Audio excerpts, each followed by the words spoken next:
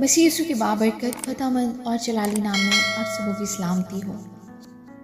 अजीज़ो, खुदावंद आप सबके साथ हो। खुदावंद आप सबको बरकत दे। आज के दिन खुदावंद हम सबों के लिए मुबारक करे, आमीन। अजीज़ो, आज सुबह हम कलाम मुक़द्दस में से पढ़ेंगे लूका की इंजील, उसका पहला बाब 36 आयत से।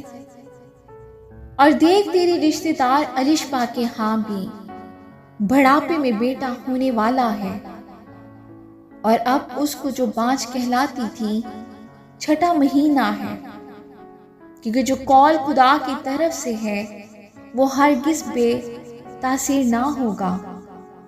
मरियम ने कहा, देख, मैं खुदावंद की बंदी हूँ, मेरे लिए तेरे कौल के मुआफिक हो। तब फरिश्ता उसके पास से चला गया। आमीन।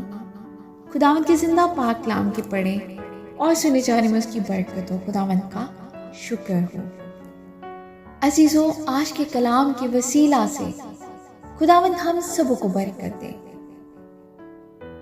हम सब कलाम के पढ़ने या सुनने वाले महज ना बने, हम कलाम पर अमल करने वाले बने। आमीन।